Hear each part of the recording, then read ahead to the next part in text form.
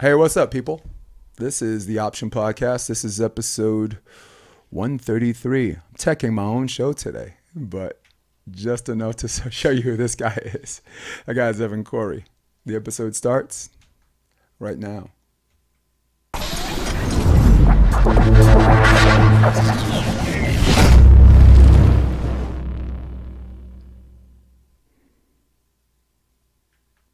It's good, Evan. How are you? I'm good, man. Got to give the people what we want. I would normally be more amped up, but, long night. Long night, but no regrets. So we were, before we got on the podcast, we were talking about your activity, like live stream activity for Facebook. And you decided to use, I guess amongst other handles, you decided to use that handle to get viewership out there. One, you're promoting your brand, but you're also doing really cool things for the sport of volleyball, right? And who says you can't do both together, right? It's not your fault that there's a finals in a regional tournament and you happen to be in it, right? I mean, guess what, guys? Here's the finals. And guess who's in it? It's me. What did you know that it would get that much traction? No, I mean, honestly, how it started was during COVID. I started going to travel and play a lot more around. I mean, I did it. The first time I ever did one was in New York in 2017, actually. And Okay. it was the round to get in, me and JD Hamilton. And we were What? playing. You and JD Hamilton? Yeah. What year was this? 2017. And so we played Chase Frischman and Michael Brunsting. And That was in Brooklyn. no, that was at the Pier 25. Pier 25. And everybody was texting us throughout the day, and I was like, well, I guess I'm gonna try this Facebook live stream thing.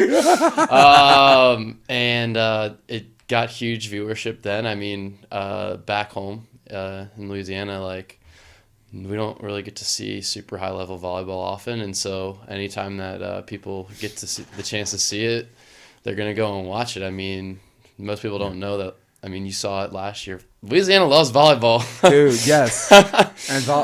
And I think, look, the reason why I brought it up is what you did was you made volleyball love Louisiana, right? The first thing you do, and it's very much like music, it's very much like theater, right? You draw eyes on you, you do what you got to do to market yourself and this and that. And then when you have the right eyes on you, you're like, okay, now the product got to be dope. Yeah. Right. Think about that. Record sales, right? It's like you get all whatever. Not now. Now I got eyes on me. The product got it. I got to make sure the product is dope. Yeah. And that goes back to me saying you happen to be in the semis or finals, winning or losing. That's Cory, dude. I mean, I speak for a lot of volleyball players. That's a good problem. Yeah. It's like, it sucks. I lost in the finals. It's like, damn. Yeah. But you may, And I never even sniffed the finals. And I think COVID was probably the best blessing for that whole thing. You know what I mean? A lot of people, you can go out and watch volleyball on a weekend or something, but COVID, that wasn't able to happen. There's no AVPs to watch. There's no FIVBs to watch.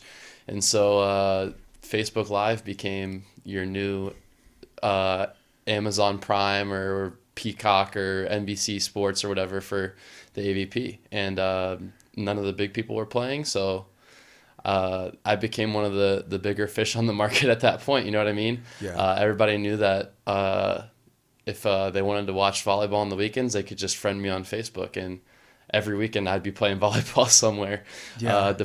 What was your most views? And I asked this carefully because I'm not like, how much money did you make? Or just, I'm not that guy. But just out of curiosity, just like all these people coming, the volleyball community coming together. Yeah. What was like one of your most views? Was it close?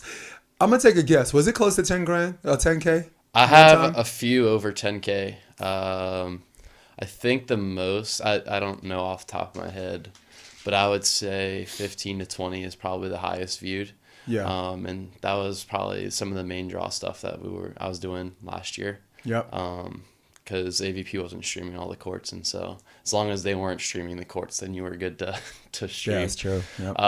Because they were pretty adamant about you trying to get them, and I understand that. Like, Yeah. and I agree. You know what I mean? Like, if we can get somebody to, if I could get my stream to be paid for, yeah, I'm gonna go and take that. So if we can get Fuck people yeah. to pay to watch our sport, and I think it's funny because with I don't even know how to say it, but Mexico. I don't know the city. I don't know how to say that, but Yeah, I'm not even gonna try. I ain't even gonna That's try. actually happening right now. Yeah. But Someone's playing at 11:30. it's funny to like, there's people like posting on like these like group chats and stuff on Facebook, and they're like, is there any way to watch this stuff for free? And everybody's starting to get to a point, they're like, you know what, if we don't support our sport, it's not going to be around. Agreed. And they're like, it's $6 a month, you should just go and support your sport. Yeah. To go and watch the best volleyball players in the world play. So it's cool that people are starting to finally understand that if we don't put money back into the sport we love, we're not going to get to be able to watch it at the highest level. It's like any sporting event that you go and watch live, right? Like if you're not paying to put your ass in the seat, then the players aren't making money, and then guess what? The quality of the player is going to go down. So that's kind of, I think, where our sport's reaching, and I think people are starting to finally understand that this is a legitimate profession, and I feel like I'm getting in at a good time, hopefully, for all of that, and I think beach volleyball is about to see a little bit of a comeback, and I have hope for that. I mean, you got Bally's right now, right? They're a machine as far as like promoting stuff. They are an absolute machine. So you are right. You are here in volleyball at the right time, right place, because I think Bally's and all these bells and whistles that are handling that are being taken care of behind the scene puts players like you in the position where you better be good. Right? Take care of the bells and whistles, and all you got to do is get out there and play. Why do you think I'm such a hater? Why do you think I'm always you're like, damn, Jason's fucking hard in the paint today, you know? Wasn't red panty night, you know? It's like, dude, you know, go sing a song. Yeah. But no, I'm like that because there are some guys who want to train. There's some guys who call it, and there's some guys who they don't have good partners, and a lot of these people blame their losses because they don't have opportunities and this and that, and they're not all wrong. Mm-hmm. But I look at someone like you, right? You gotta make your opportunity, man. I mean, you take the wheel because you were gonna say you're gonna finish that sentence. I was gonna say, no, go ahead. Like I was saying, coming from Louisiana, like I didn't have opportunity growing up. Yeah. There was 8 kids on my club volleyball team. Bayou Boys, right? Yeah. I first started playing when I was 16, because they were like, how they convinced me was like, hey, you're like the volleyball player in the area, but you only play beach. Like, you need to come play indoor because you can earn a scholarship for indoor, and you can't earn a scholarship for beach. I was like, shit, might as well go and try this. That's true. But at that point, like, we didn't have a tryout. No. Yeah. No, it was okay. All 8 of you showed up for the tryout. You're on the team. So, I mean, we didn't have good players. Like, I mean, our team was by far not the most talented, but we made our opportunities. We were super scrappy. We weren't going to let people take our opportunity from us, and there's a point where if you want something bad enough, you can take it from people, and yes. That's kind of how we were, and that's how I kind of started in volleyball, and it's kind of how I feel like I've been since. We took our opportunities. We finished in the gold bracket every single year I was on the team at nationals. Okay. So that's top 5 in the nation. Yeah, the worst you can finish is tied for 5th.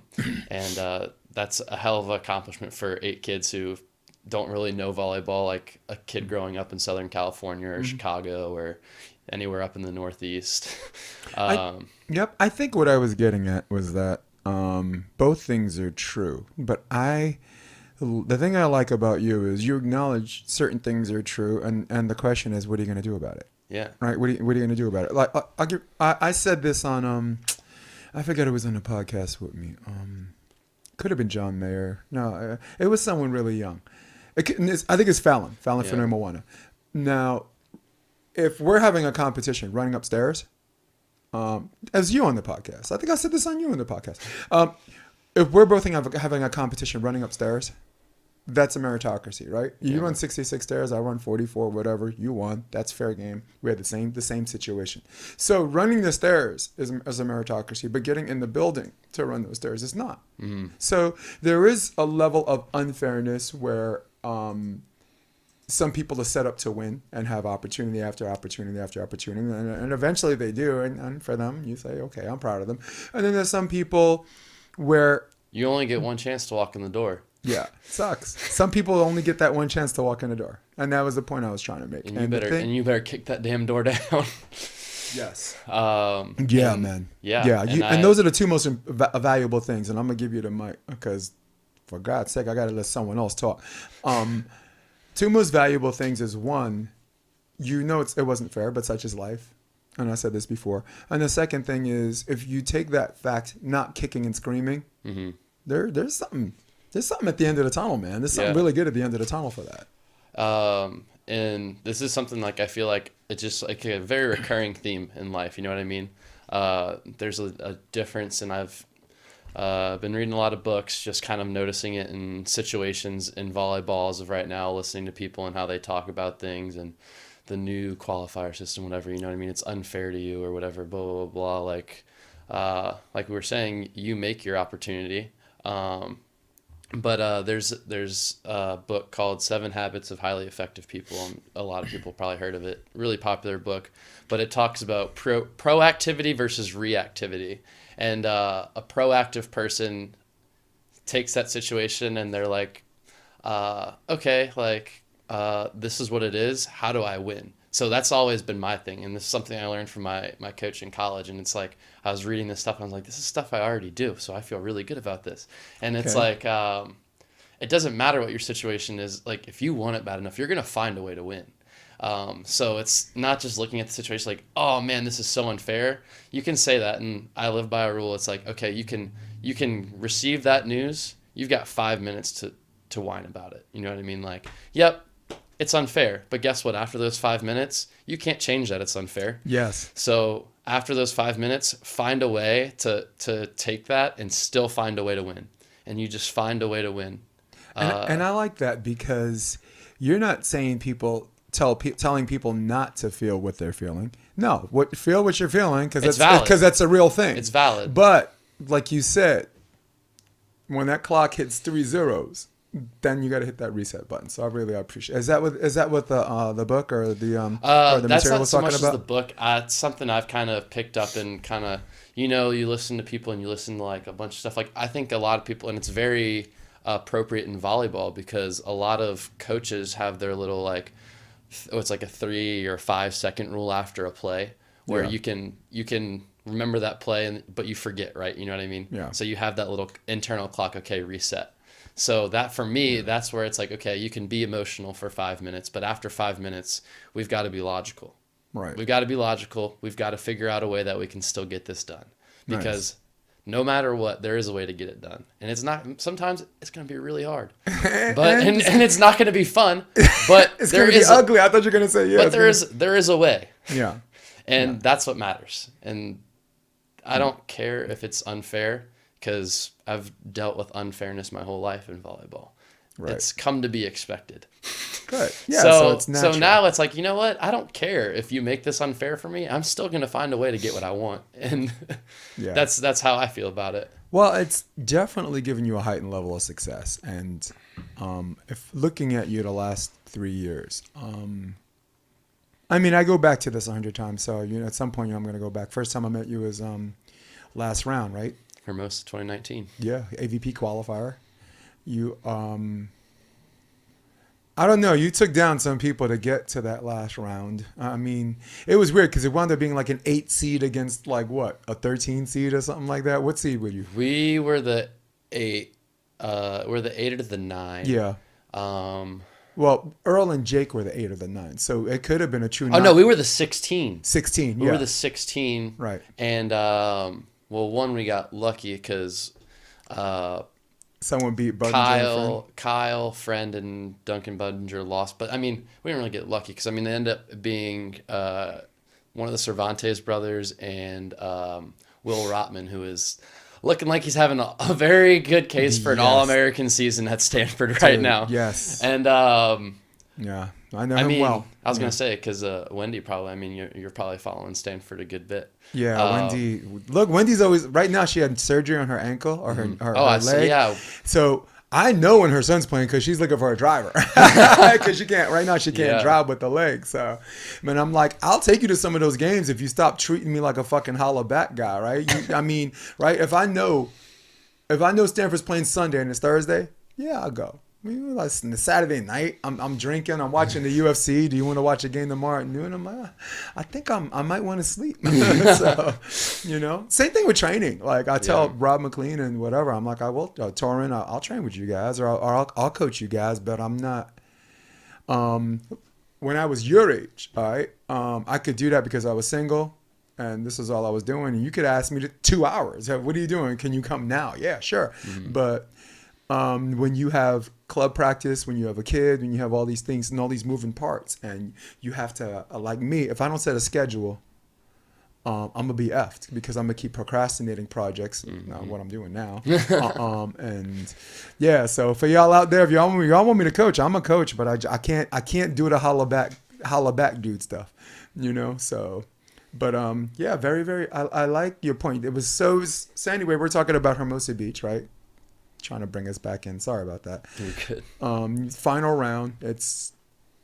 And the first time I saw you play, you were a machine. There was no doubt in your mind that you were gonna win. You had this great, and I saw it in your eyes too, before the game even started. And you were really nice. You shook my hand. How you doing? I just introduced. Didn't even know you, and I was like, this dude thinks he's gonna win. In fact, this dude's sure he's gonna win. Not thinks he's gonna win. You're like, and I really like that mentality. So does that mentality come from this us against the world type thing? Like New Orleans versus all y'all, like as Sean Ledig would say. It's sorry, Mark Fonacari said left-handed Bieber with a hat on. We were just talking about him too. Bieber's left-handed too. Come on now. I seen him shot in the All-Star games. Come on. Yes. It's you start. I mean, there's a certain point where you've played enough people and. The first couple times that you play some big team or whatever, we went and played. I think the first time I fully felt it was my sophomore year. We played Hawaii when they were number 1, and that was when they had that just freaking. Yeah. I think it was really unfortunate for them because they should have won a national championship with that team with Joe Worsley. Yeah.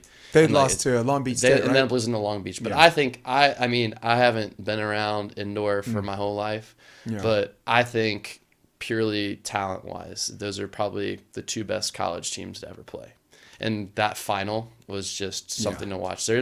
Between those 2 teams, there will probably be 8 Olympians. Yeah. And that's a lot. That's in a college match, that's incredible. I think it is. It was an all-star game. Yeah. And I liked it. Well, my team was Ohio State, the repeat champions before them. Yeah. So I thought that team was better. Yeah. But I mean, like we played them, and I mean, you like walk on the court and you're in a little bit of shell shock, you know what I mean? You're like, holy crap, we're really playing all these people right now. Yeah. But speed. once you do that enough, I don't care anymore. You know what I mean? Like that happened. You get that first couple times. You're like, oh my gosh, it's these people. But now it's just like, that's just the person that they're going to lose today. Yeah.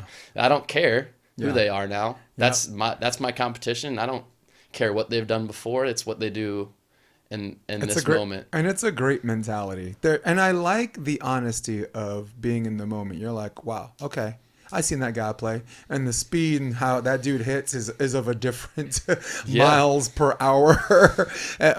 And I think it's such a good time because right now where you are in your life, you're not putting yourself in a position where you look back at that and say it's fun. You actually realize you're in your moment now, and that's a very special feeling. That's a very special way to live your life. On another note, it was also the first game in a long time, as far back as I can remember as a coach or a player, that I wasn't the one being heckled.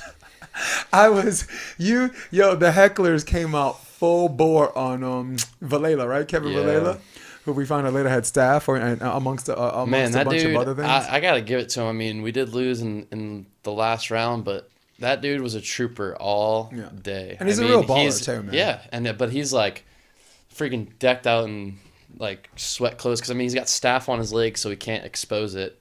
He's wearing all black in that hot ass. And he calls me, and he's like literally the night of the deadline. With the deadline for Hermosa at that point was only a week before, and he's like, "Yeah, man, like I'm pretty sick. Like I've got this like infection, and I don't know if I'll be able to play." And I was like, "Dude, I can't find another person to play. Let's just run it. Like let's just see what happens." There it is, yeah.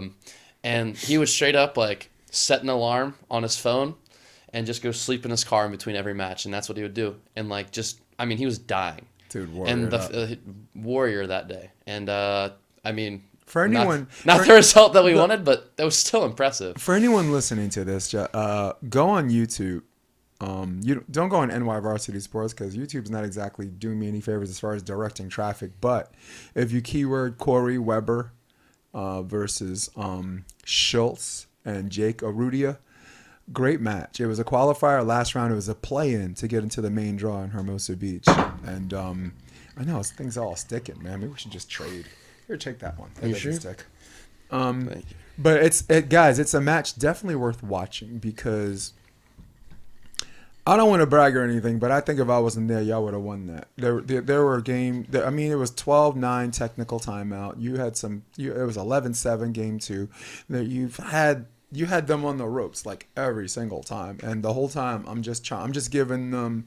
As a coach in a real game, you can't be giving somebody a whole bunch of information. You just give them boom, this and that. I'm like, Earl, if you want to compete set, make sure you're the first one at the scene of the crowd on the cover, right? Because sometimes out of system, you want to deliver a good set, and you're on the ground, you deliver this, you think is a good set, and your ass is still on the ground watching the set, right? It's like, no, you better hit that shit. Get up, get up, yeah, right? Because you're expecting to hit that, right? Because that's what we're thinking. That's why we're still on the ground, right? So, but yeah, one of those things I was like, okay, this whole experiment with this lefty, we not doing that no more, okay?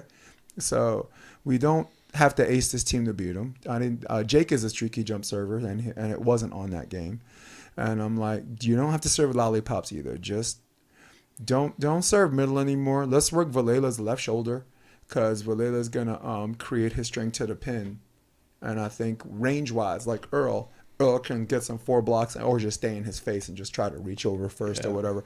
And I thought that was the best way to beat you. We made that adjustment when we were down 12-9 the first set because we served you a bunch of times. And in fact, we even served middle just to see if Kevin would take it. And you were taking his fucking balls. And I'm like, all right, we ain't doing it. No, this whole thing. And I told you the story 100 times, but like for our listeners who are, seeing you in studio first time, They would appreciate that story. I'm like, no, we ain't. I'm like, nah, I ain't messing with this lefty. It's in his eyes. It's in your eyes now. The way you're looking at me now, like you're gonna play me in a game of volleyball, man. I'm like, damn, what the hell did I do?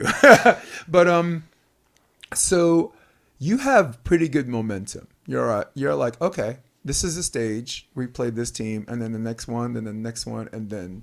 As from 2019, 2020 was the year. Yeah, that was my last qualifier of 2019 before I went off to school, and so then. Oh, Lincoln Memorial, yeah. Yeah, and then that was your 2020.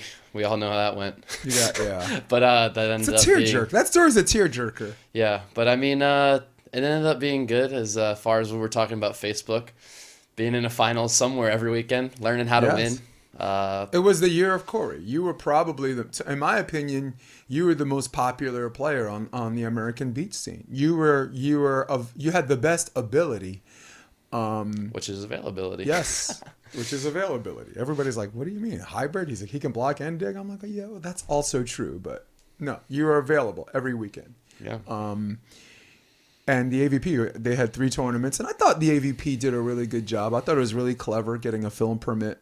That was whoever came up with that idea was pretty smart. Yeah. Well, California and a lot of states think of volleyball. The people that don't play it, right? The brass or the people who we vote in, the people who we vote in to take care of us, just think of a crowd of people 6-on-6 indoors, and they're thinking it's COVID. These are super spreaders. They're not thinking of beach, right? They're not thinking of the wind from ocean to inland to strand, just basically getting rid of any aerosol.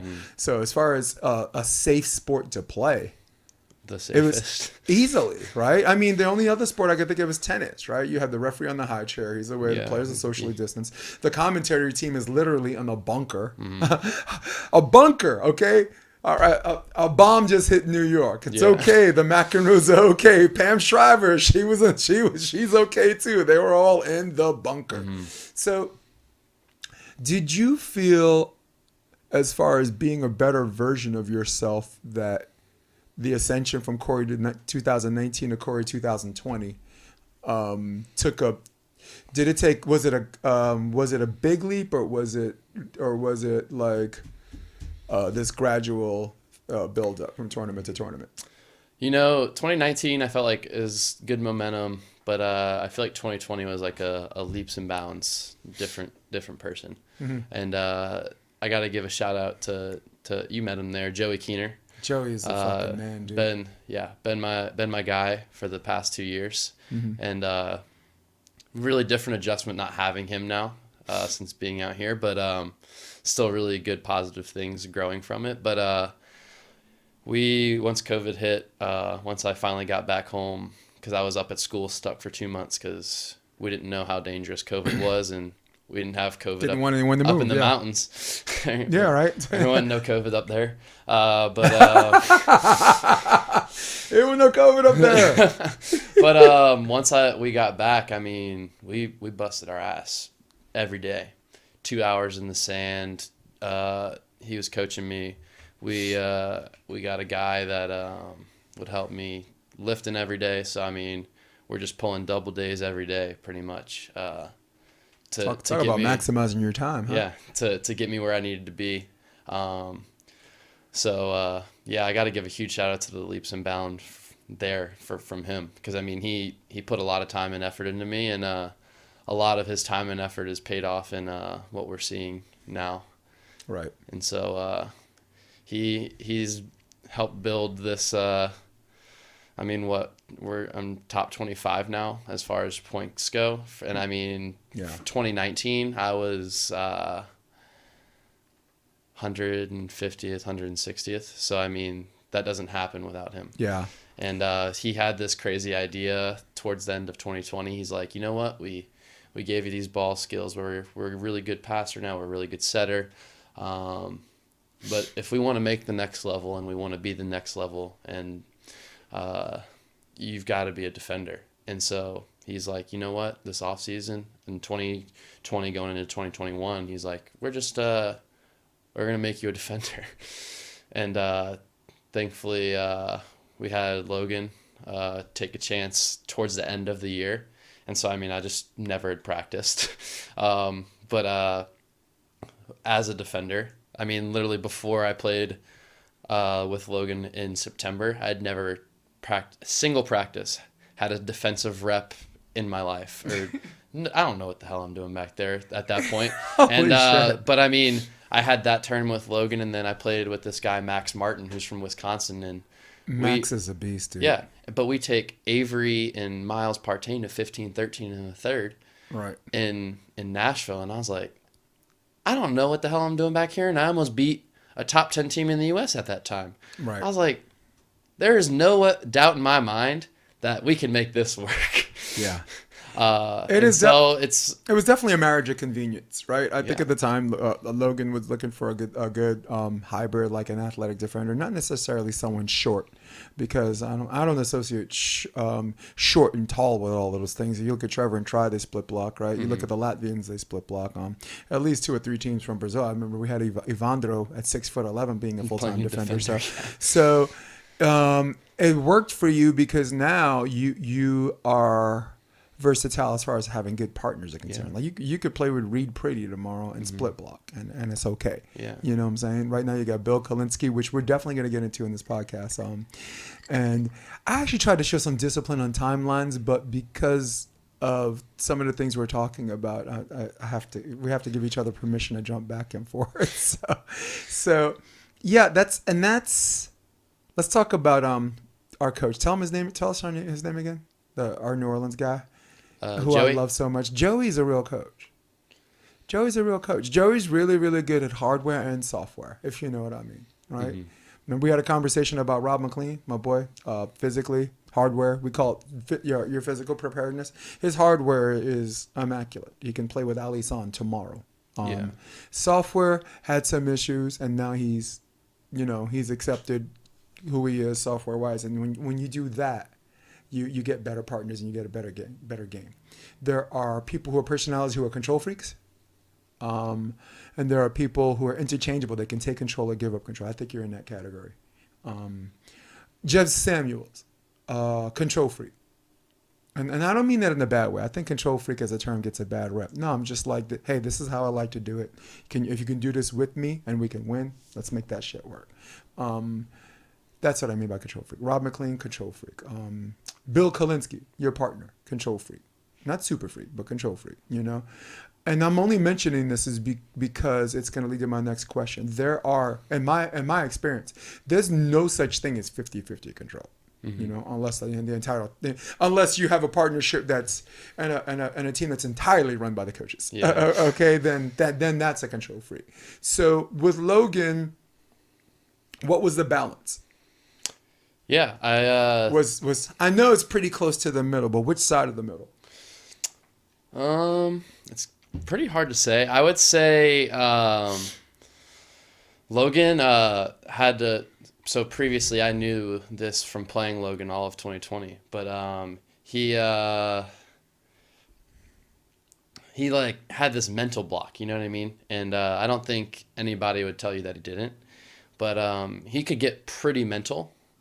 And my huge thing was making sure that he didn't get that way, right? Because he would self implode, and if that guy like just does what he does, he's incredible. Yeah, like I saw him last night. Yeah, I saw him play yesterday. Like he could with Miles Evans, but easily be one of those next big blockers. You know what I mean? To take over in the U.S. for a while. He's gonna have to be too. Yeah, considering who's retired and who's left. Right? Yeah. But go ahead. But a lot of the times he'd get in his own way. And like and this is the one thing I like figured out about him was like, okay, like if I do this against him, like I'm not going to give his secrets away or how to beat him because I don't want to do that to anybody. But I was like, if I do this against him, I could see it tick every time.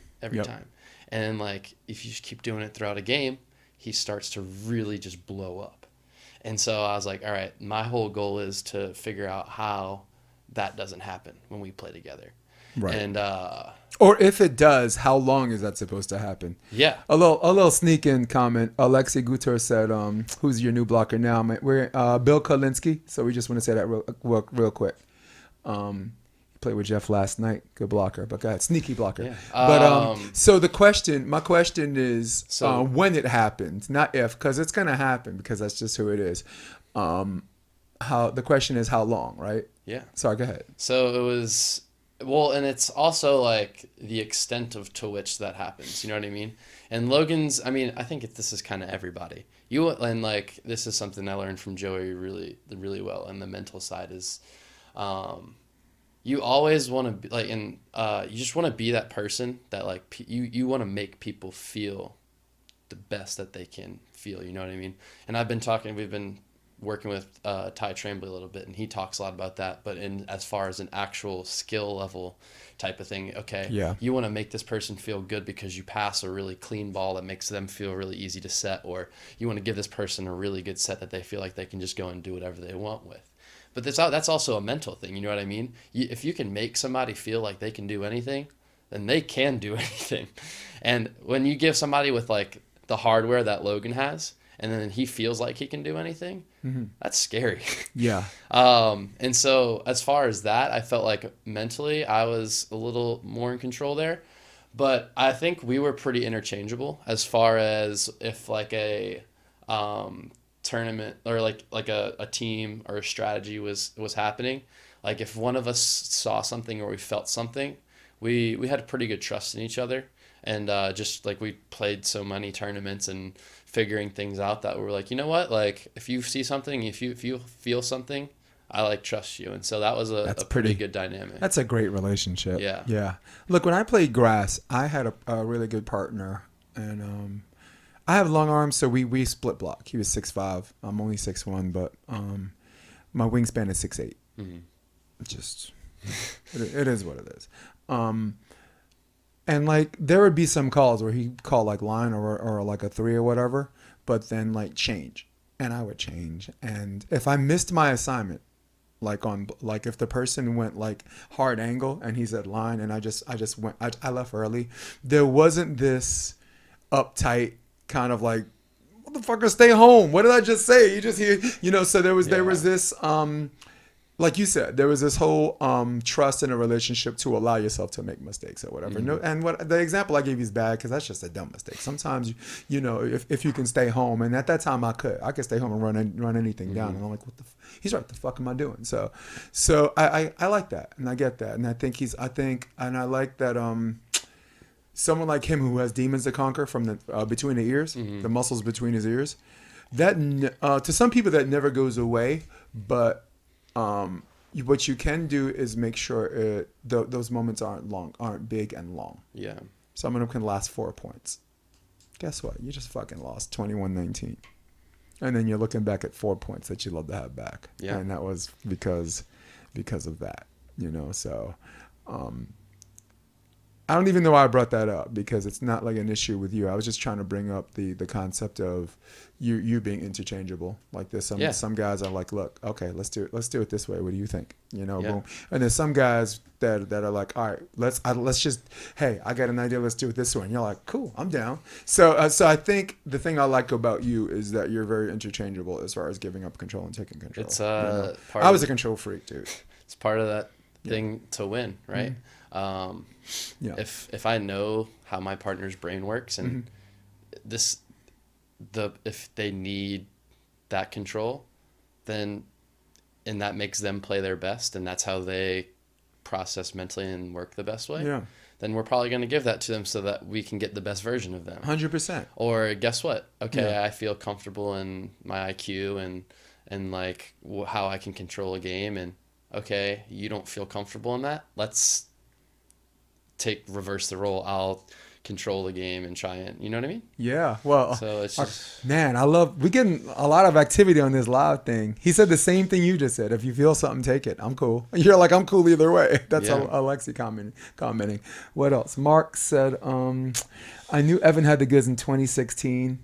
New Orleans AVP with Hamilton. He was just in high school. Playing Riley and Ian. Yeah, that was the infamous 11-11-7 qualifier. Do you remember that happening? So no, tell me. We had a shit ton of rain in New Orleans. Shocker. Let me get ready for this. Shocker, right? On Thursday. So we keep getting an email. Hey, and I took off school that day. I was like, I'm going to play in this qualifier. Come on, man. Where's your math and science teacher? They're in the crowd watching, so stop. Anyway. But keeps getting delayed. Me and JD are just sitting at IHOP. We're eating our breakfast, and we're like, damn, bro, this shit keeps getting delayed. How are we going to get to play today? I was like, I just took off school for no reason. But we end up playing at like noon is the first game for the qualifier. And so the AVP makes a executive decision to turn the qualifier into 11-11-7 matches. And we win our first match, and then we... Oh, you mean side out? No. Oh, just quick rally. Side out scoring 11-11-7. Or like rally. Yes. Like lightning in a bottle. Yeah. Good Lord. Oh, my God, dude. And so we win our first game, and then we end up playing Riley McKibben. He was playing with Ian Satterfield. Yeah. And... we just barely lose the first set, and I have a swing. Was it win by 2? Yeah. Okay. So I have a swing to tie it up at 10s, and we have the momentum going at that point. We had a little like break. I have a swing on the left side in transition after a dig, like a block turn peel dig, and I just go to swing angle, and I just hit it far out on the angle swing. We lose 11-9, and then about 2 points into the second set, JD messes his knee up. And but we felt in that moment like we can do this, dude. Yeah. And that's kind of, I think, what Mark's talking about there is we felt like we could hang with a team like that, and I was 18 at the time. Yeah. Riley's someone whose defense got really, really good. I thought he had good quickness, but I never thought he had good speed. Mm-hmm. I thought like anything that was a little out where his first step was effed, he was effed, and no one really noted him as a great defender, at least mm-hmm. at the high level. But when we played him in the main draw 2019, that we won that play-in to get in. Riley was just. Even if he missed, he couldn't miss. And then his transition, his philosophy is you can always go cross court. There's so many always ways to hit cross. Yes, there's always more angle, dude. Please tell Evan to stop jumping that high. Stop it. Alexi, we got you. So, actually, I'm playing something in the background. You might see it on your screen a little bit right there. Yeah. I'm just playing that. When we get to the end, I'll actually pause that and we'll talk about that. But so let's fast forward to, because we already established you're the best player in upcoming player in 2000, Rising Stars. Everyone says 2021. Bullshit. 2020. You carried beach volleyball. And that was amazing to watch. And as a full-time blocker at that. And I'm up. And dude, and I don't know, there's a 3-hour difference. I'm watching games at 9:00. Yeah. Here, Pacific. Right? And I'm like, if it's not, wait a second. This is live. This is live. And it's 9:00 Pacific. What? Holy shit. We're playing games at midnight, 1:00 in the morning. Texas, Florida. My first tournament win ever was in Louisiana. And I'm 17 at the time, and we finished at 3 a.m. Because there, I mean, it gets so freaking hot that we'll have tournaments start at 3, so we can kind of get out of that midday heat, and so people don't just cramp out. And all the complexes have lights and stuff, and so that's what we would do. And so I've played plenty of finals past midnight easily. That's just normal. I want to talk about the kind of guy you are, because we were talking about what's your situation and what are you going to do about it. And I really meant to say this, so I want to say this really quick, and then we'll go back to that. And a great example of what your situation is and what's not fair or what doesn't feel right and what are you going to do about it was I wrote down, where is it? Out in Atlanta, in for Chicago. You... fuck that. I'm talking too much. Tell everybody what happened, qualifier in Atlanta, and then what you did about it. This is the ultimate what are you going to do about it story. Isn't it? Because, I mean, is it not only does it have the fact of we don't qualify on Thursday. That one will help me for a while because we should have been in. Yeah. But who'd you lose to in a qualifier in Atlanta? We lost to Miles and Avery. Okay. They were playing good volleyball at the right time too, and they ended up finishing fifth in Chicago. We won the first set. We're up 19-16 in the second set. No. So you won. Wait. Okay. Let's go back. We won. I'm gonna do it, Evan Cory. We won first set, and we're up 19-16 second set. Continue. And that was actually pretty good. Yeah, I blew it. I'll say it on that one. I blew that match, and you learn. That's all I have to say on that one. You can go watch it on YouTube. I have it's posted up there. I'm pretty sure. I think I got a little forward ahead of yourself, and I was like, yeah, we got this already, and. That happens. You're thinking about who do we play in the first round, and you're like, wait, we still got one more. Then we didn't, and man, there was a picture. Phil Burrow actually sent me like the link of all of it, and it's good photography. But he sent me. I was like, God damn it, is this picture really out in the universe? And it's just me sitting there in the players box after, and I'm just like, that really just happened. And but you know what? You have your 5 minutes. Logan and I, we didn't plan on losing, but you know, we had a contingency plan of, okay, if we lose, we're signed up for Seaside, which is, only 3,000 miles away. And you only play the next day. Right. And you only made it to the last round of the qualifier, so you have to get the last flight out and most likely get into Portland at 11 o'clock at night. We hit the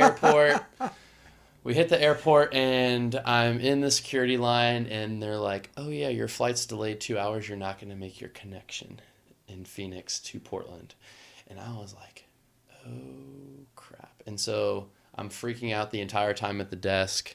I'm like, what can you do? What can you make happen? Then the flight gets undelayed for a little bit, and then they're like, oh, yeah, you'll make your connection now. Well, awesome. Yes, I'm going to make it. No. So we sit on the runway for 45 minutes with some kind of, I don't know, we can't take off. So I am like super suspicious, and I'm like, you know what? I don't think we're going to make the connection now. So I go and buy the $8 Wi-Fi on Southwest, and I'm like looking stuff up, and they're like, oh yeah, your flight's at 9 o'clock tomorrow morning out of Phoenix to get to Portland, and you won't get there until like 3 o'clock. And I was like, that ain't gonna work, Chief. No, because that ain't gonna work, Chief. Yeah. That bird ain't gonna hunt.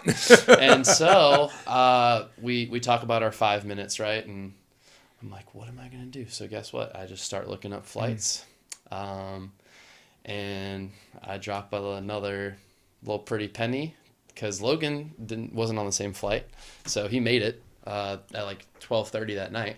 And I'm like, there's a flight on Alaska Airlines at like 5 in the morning. So I land in Phoenix at like 11. Then at 11 p.m., right? PM. And then I end up going and they give me a hotel, the voucher, whatever, for the hotel.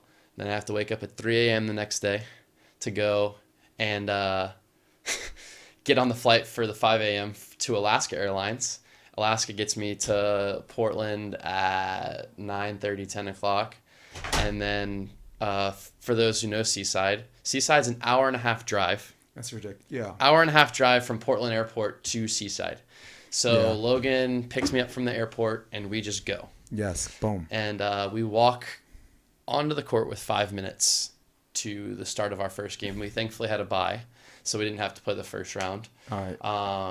So our first game's at like 11:30, something like that. How many fucking people knew about this? were you the only two that knew about this at the time? Yeah.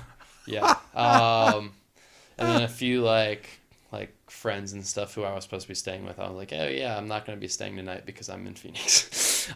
So we walk onto the court, and I don't know if anybody knows Tanner Woods and Evan Enriquez, but I mean, Tanner's got a freaking cannon of an arm. Yeah. And that's who we play first round. So I'm on 4 hours of sleep off of a plane, hour and a half drive, no warm up, and I'm playing this kid who probably has one of the best jump serves out there, especially in shallow sand. He's hitting indoor jump serves and just tagging lines. It is like jumper sand out there. Yeah. And me and Logan, like, he serves the first ball, and we look at each other and we're like, oh shit. Wow. Somebody had his sleep last night. Yeah. But we end up pulling it out. End up finding a way to win. And then the rest is history. We end up losing to Travis and Adam to make it to the semis, and so we flip to the other side of the bracket, and sure enough, we see them in the finals. We get a good night of sleep. Nice. From Friday to Saturday, and we're ready to go the next day, and we win Seaside, and we're into Chicago, which was awesome. Yes. And that's I think probably an epitome of a 5 minutes. Yeah, sulk, you didn't make Atlanta, but guess what? There's still a job to be done, and there's still opportunity out there. Yep. You got to go make your opportunity though. Yeah, and just for the record, for the people listening, Seaside, the winner of Seaside, what we're talking about here was an automatic bid. If you won Seaside, it was an automatic bid for the main draw in Chicago, right? And we'll get into the other automatic bid in a minute. And I like your story, and I'm not saying you're a type of person, but it is a type of that kind of, what are you going to do about it? There are similar stories. I'll give you another example. Mark Burek. This was 2017 or 2018. San Francisco. They had to qualify or whatever. It was either him and no, it's him and Hudson Bates. Jack, dude. If you ever seen him, I got recruited by Hudson. Yeah, he's got muscles in places I don't have. I don't have places. He's got muscles on his muscles. Yeah, I don't even have a plate. Do you have a place for that? I don't even have. Do I have my little puny arm? But they didn't qualify for San Francisco. So what do? They get on a plane and they go to the Pottstown Rumble. Pottstown Rumble is the biggest grass tournament in America. I know there's Wapaka, and I know we got to give credit where credit's due, but no, it's grass. If this institution is grass and only grass, and just the environment and the amount of people that it attracts, Pottstown Rumble's it, and he ends up winning. So it was one of those things where I'm like, when I heard your story, because I forgot who told me. I think Sean might have told me. Ledig, right? I said, damn, that's some Mark Burek shit. And everybody, and for anyone asking like who Mark Burek is, look up that name. Talk about a guy who bet on himself.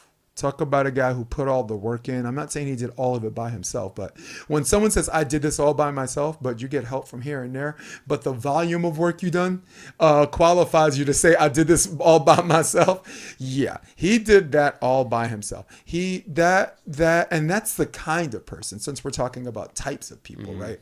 That I would like to convey that sentiment. So you got that for Chicago. Was Coconut Beach or Wapaka for a bid? So yeah, we got a double bid into Manhattan. So they were both for Manhattan. We were like, can we use this for another stop? Yeah. And they were like, because they just give it to Rafu, right? Well, but they were the runner up. But they were in as well. Oh, they had, okay. And then in Wapaka, we played the Baumgrens, and Tim was playing with Case Beer. So neither of them were used as like the runner-up bid. So it just knocked up a team with points into it. But it was the year of New Orleans versus all of y'all, because you had your counterpart on the other side, Kristen Nuss. Yeah. Along with her relative, a neighborhood giant, right? I don't like calling her a giant because Louisiana and their Midwest. Yes. They're Midwest blockers. But I'm careful about calling a woman that, because they were on the podcast, and you're this giant woman, always being called this big woman and this giant woman. It's kind of uncomfortable because they're already heavier than other women, but even though it's all muscle. And there's one of those things where those kind of women, they have to learn how to just accept who they are. And instead of hunching and looking kind of oafish and clumsy amongst the little people, right? Fuck that. Stand.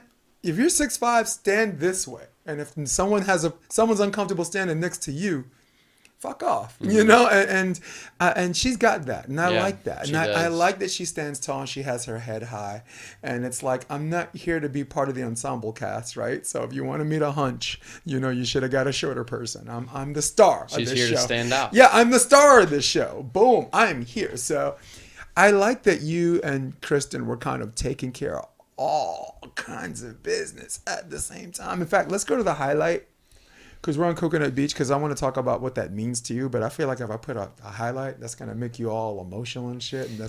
And I'm a baiter like that. Hater J becomes Baiter J. So what do you think of that? So let's put this on. It is right now, but I know it's dark, and I know the lights are shining, and the light shining the brightest right now is Evan, Cory, and Logan Webber, particularly Webber on that block, just straight down. So this is level, where we at? 2018?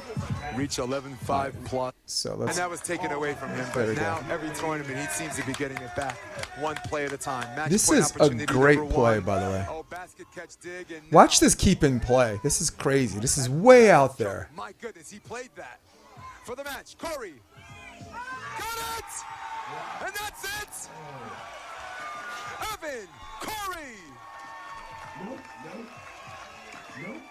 Logan Webber!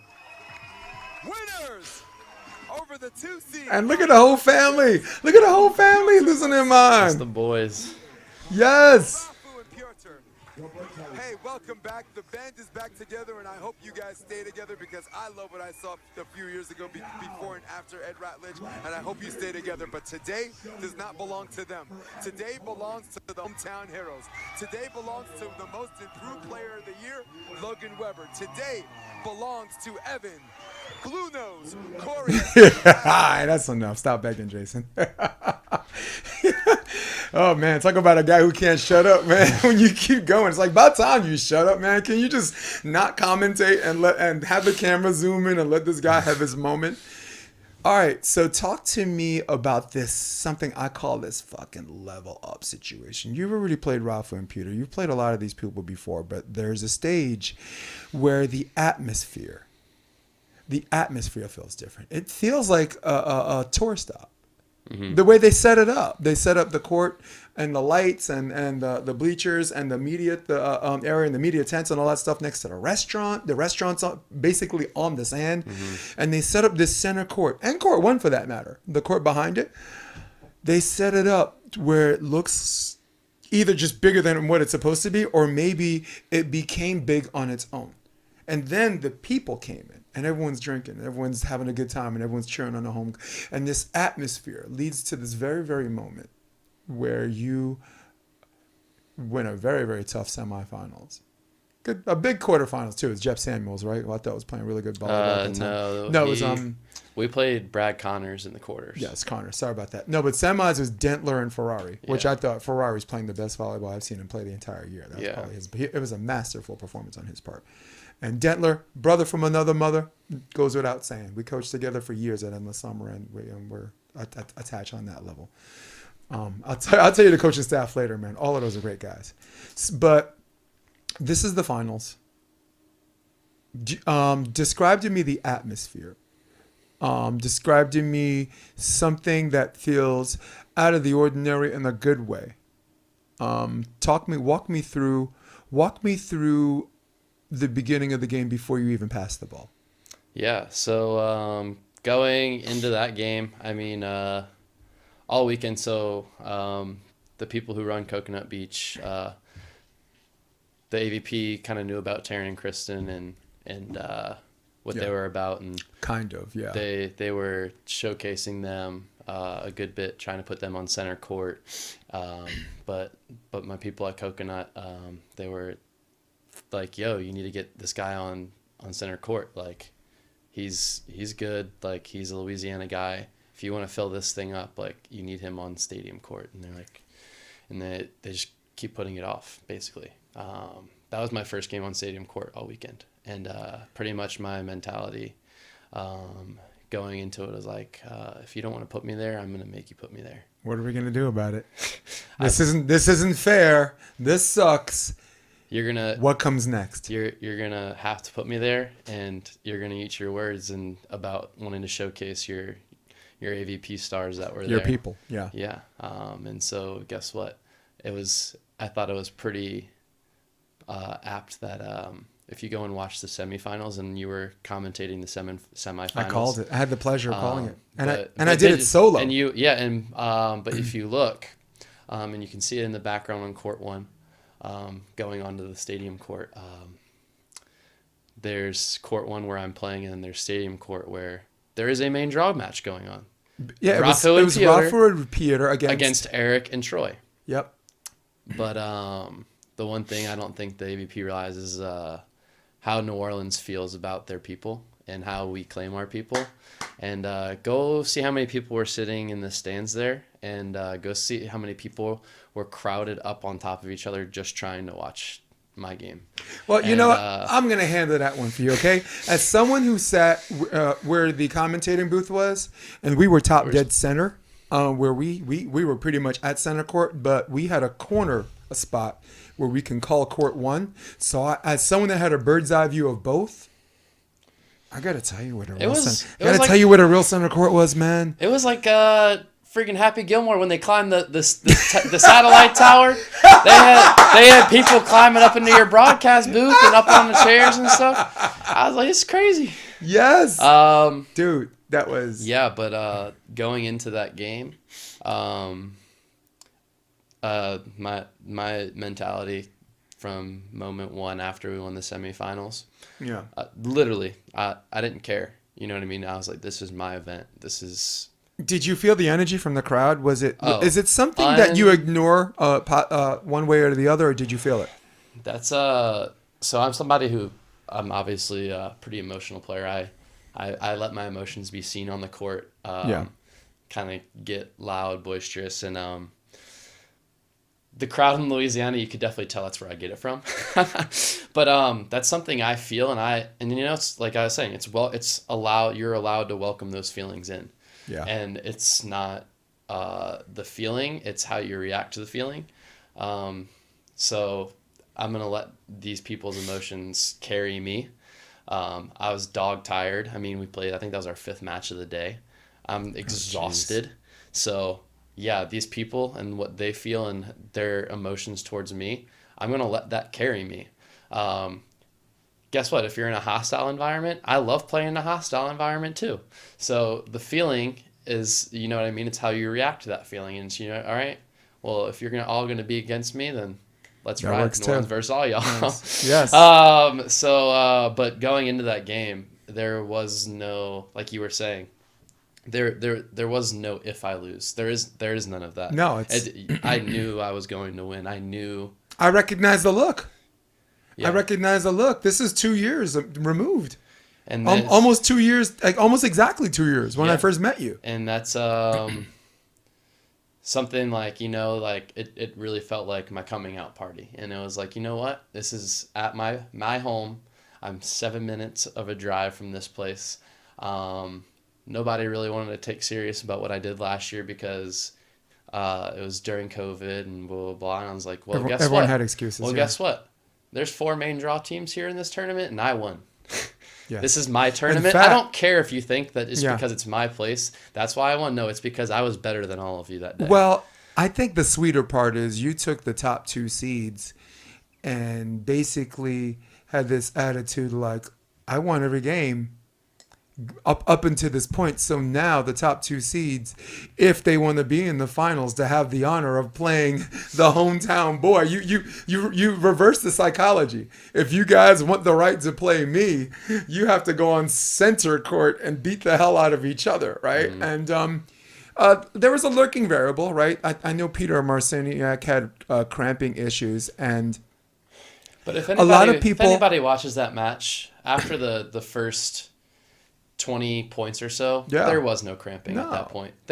He's running all around the court, running these different plays. 100%. And he's not 100%, but guess what? Like I was saying, I was dog tired too. Nobody was 100%. No. We were all in You all played in the same humidity, right? You all played multiple matches on Sunday, right? Of course, because it's New Orleans and there was a delay and you had to play extra matches because there was a delay on Saturday, right? Is that what happened? But I like the great environment because the night lights allow some of these people who are like, if you have a double elimination tournament and you got to finish some of these games, no problem. It's New Orleans. We've got night lights. In fact, playing at night might even work better because you don't have to worry about the humidity in the day. If you're in an environment like New Orleans, very much like New York, very much like Honolulu or Waikiki Beach, nightlife is nice because it was hot and humid during the day. And I'm like, you don't have to. There's no desert weather there. You can go a tank top and shorts. I came here and I was like, damn, it's freezing. Cold at night. And it says 60 degrees. I was like, ain't no damn 60 degrees. Yeah, look, the biggest honey dicking. I got hoodwinking. I got hoodwinked into when I bought this house though, the broker only took us during the daytime. Right? So I'm on the roof. I show you my roof and I'm like, dude, I'm gonna be on my laptop every night. I'm just watching the sunset, and man, I went up there the first 2 nights, and these are the nights that it wasn't windy because the wind could be gnarly here, and I'm like, holy shit, it's cold. This is not what I imagined from New York. And I'm not complaining that I don't like that. I hate that, but it's not like a bitch. It's just wear a coat if you want to be up there. But you see what I'm saying though? The night scene, like I'm gonna go back to this picture again. Sorry. You're good. I want people to see, because it was a sunset game, and then when the sun set, like see this part, the sun setting and the night lights are coming on. It's such a look at the atmosphere, dude. Look at the crowd. It's a sunset and like these stadium lights come on, and I mean, what a classy setup by the people of New Orleans and the partnership in the AVP. It was an honor. It was my coming out party too, because everyone knew that I had skills. I have good mic skills. They just consider me a loose cannon because I say a lot of shit. But in my defense, just like your defense with Rafa and Peter, in my defense, no one can never name an instance where I came to do a job commentating and I was a loose cannon. I'm a loose cannon on my own time. That's none of your fucking businesses, right? Yeah. And just like that with Peter Marciniak, First of all, you're winning that game anyway. Second of all 4 players played under those conditions. Third of all, even if he was hurt, you still have to win that game, right? He'll get all the fucking credit in the world if he won, right? If he won, he was already in a win-win situation. If he won, he did it with a bad wheel. And if he lost, I lost because of the bad wheel. So you were already in a negative inference situation anyway. If you allowed that shit to creep up in your head, you didn't have time for that. You have already set your previous years set you up for 2021. And I'm only talking more now because it's important, but everything we just told, the story you told about Atlanta, right? And qualifying, the story that Wapaka, we're not even going to get into the conditions that you had to whatever. You know, I mean, that's a whole other story, right? And that was even better because I felt like I was under even worse conditions because I wasn't able to practice for a month because I was coaching indoor at the time. Yep. And so I was literally coaching giving back to the Bayou Boys for like 2 or 3 weeks. Giving back to the Bayou Boys. Yeah. My man. And no, but my point is, all of these things where shit happened to you and you said, what now? What do I do about it? We don't need to go as far back as 2016. All of that shit happened in 2021. Right? Wapaka was a bid for Manhattan Beat. Yeah. So you ended up being in the draw twice because you had, all right, this situation sucks. Reset. What do I do? Fucking man's man, dude. And that's all I wanted to say about that. But so my next question is this: we know about your mindset going into this tournament. All right, take me to the moment, and this always leads to the fun part. And people watching like, yeah, this is what I paid my money for, Jason. Take me to the final play of Coconut Beach. You get this dig. Right, it's cross court. I thought Rafa was diligent in keeping it in play. I thought that was just going to hit the pin. You get this dig. Set seems like a drifter, but you see the pull. Right, what the fuck am I talking for? Take me through last play. Yeah, so I mean, at that point, you know that you've got a guy who's got a leg that's not, 100%. You know that he's been pulling a lot during the game super early, and right. I kind of, which I think hurt him. I thought if he just stayed at the net and turned around, Rafa probably. But I've kind of figuring out, okay, this is like the height that's needed to get over him. This is, and so you know what I mean. Like he got me a couple times. You can go watch the film, and he'd kind of gotten me a couple times with a good like knuckle dig, and I was like, and that one I felt it right when I hit it. I was like, it's over him. And that's why you can like see I'm literally like stumbling back and I just fall down because I'm like, I know, like as I see it going over his head, like grabbing for it, and I'm like, nope, he doesn't have it, and then I just fall down. After that moment, there's a group of guys that got on the court, a lot of my good friends from home, a lot of guys who had seen me grind, some of the guys from our practice group. You'll see Joey out there, so they know the work that went into that win, and that's what probably made it the most special, is like the people who have seen the behind the scenes, the people who know what you've been doing, and can truly... Those are the ones that rush the court. Yeah, well, that's exactly, because that's like the people who truly appreciate what just happened. You know what I mean? And I think that's a huge thing in life. A lot of people are here nor there to criticize and say what you do, but it's awesome whenever you have that kind of group of people who do actually see what you do day in and day out, finally see like it pay off, because they know kind of what you've been through, what people say, And like, how did that feel? Didn't that feel, that last play drops, you're laying on the sand? I really, Was it numb? yeah. And but you'll kind of go see there too. And this is how, like, literally we were talking about I wasn't going to lose. I knew I wasn't going to lose. You can go and watch, and there's 2 beers, and the guy, Rob Bruce, shorter guy with the big beard, runs Coconut Beach. And I told him before the match, I was like, look, you better have 2 beers waiting for me after I win this game. And right after, he's got him. He's got him. And y'all could stone cold Steve Austin. Oh, bam. and I don't even know if they showed all the way at the end, but I told him, I was like, I'm shotgunning a beer on this court after I win. This is my celebration. This is a huge thing of relief for me. And I was like, I'm celebrating this thing. And what other way than in the city of New Orleans to celebrate with a nice celebratory ice cold beverage? Yes. You should have went on a referee's chair and just took 2 of them. Like Stone Cold. Bang them together and then just Good for you, dude. Alexi, my man, Alexi's staying with us this whole podcast. This is, how do you not cramp? Anything specific and different that works for you during these long matches 6 days ago? Everyone's asking why I keep reading Alexi's comments, because this guy, I don't know if a lot of people know, and I don't know if he knows that I know. He played at Penn State. OG. Yeah, he won I think he won a chip at Penn State. Yeah. OG, right? Mm-hmm. Yeah.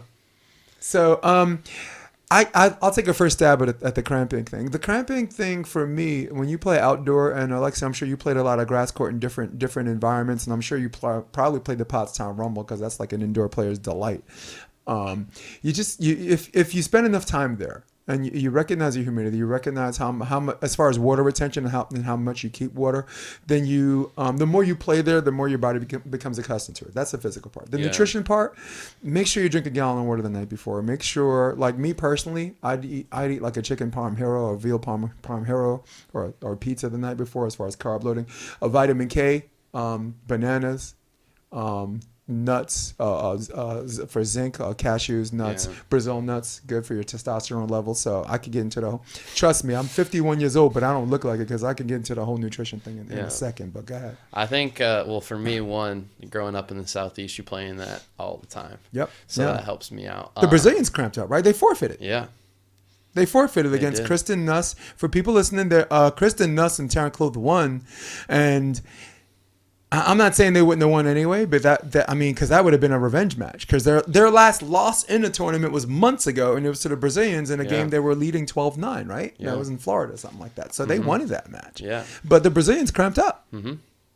Yeah. But I think that, and then just knowing your atmosphere. So for me, like, if I'm playing in the Southeast, you've got to chug fluids the day before, the day of. Yeah. The day of, small portions, because that'll make you cramp up too. You drink too much, you just cramp up. Yeah. And so for me, it's like the day of, it would probably be like a Gatorade or whatever electrolytes you want. That's the most common one usually. It's the most accessible one.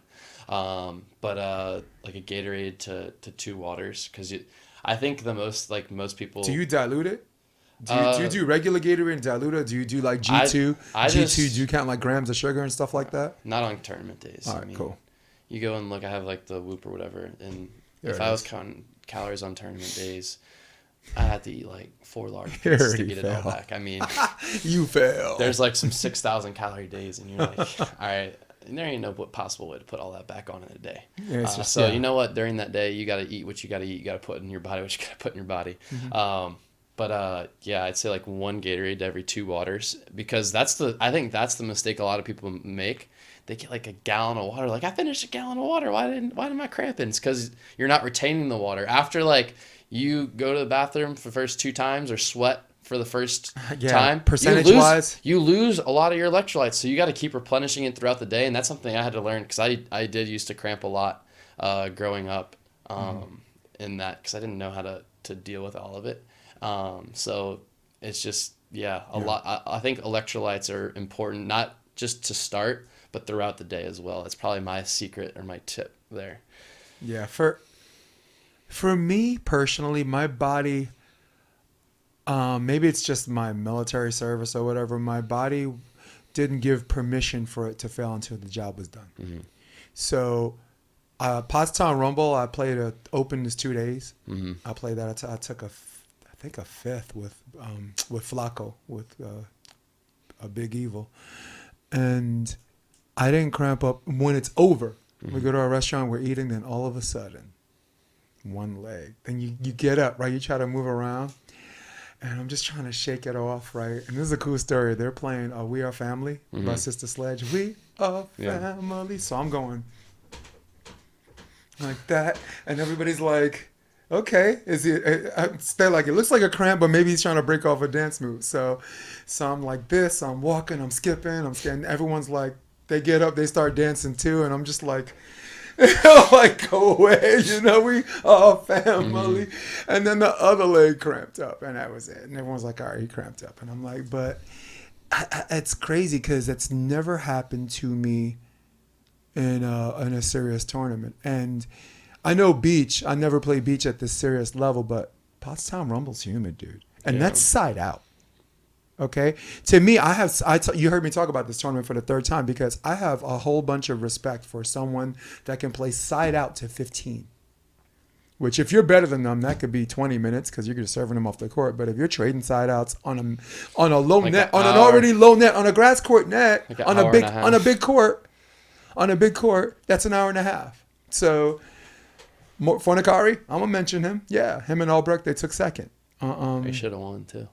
Yeah, I remember watching it. They should have won. Yeah, I remember that line shot. They played Lucas and my fucking dude from Russia. Yeah, yeah, his wife Andre, and his wife's the secret to that success. His wife's a real Serbia national player, and she's a head coach at City College right now, the men's and women's team, and she's the best thing that ever happened to the City University system in New York. Congratulations! Now you have 3 real coaches in the entire state. Yeah. Because like California, all of the best coaches are recruited.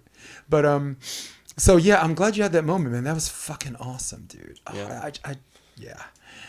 I actually did a documentary on that. Because you were dancing, you had like a little dance off after that, and I actually taped that. So I put on the NY Varsity Sports. Like me and Wendy, we took the trip, the hotel, and there's a lot of shit I had to delete. I just can't share it on this podcast. So you and Logan, you get to play Manhattan Beach. I thought you did well. I thought you actually me and Randy Stokeless, we actually called some of your matches.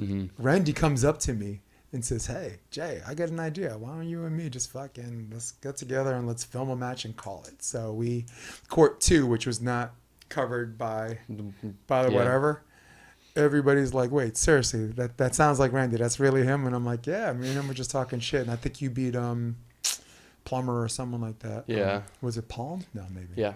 It was, yeah. Plummer and Palm. Yeah, and then you lost to, so we called 2 of your matches that day. They were in the same court. Hayden and Ricardo. And Ricardo, yeah. Good matches, man. Good fun, good experience.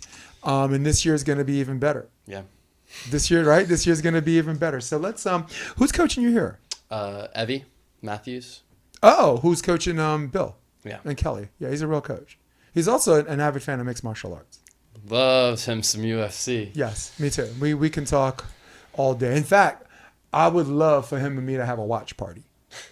Just sit right here, me, him, Rob McLean. He's a big MMA guy. He's Jeff Samuels. He's more into Muay Thai, but I'd love to have just the 4 of us.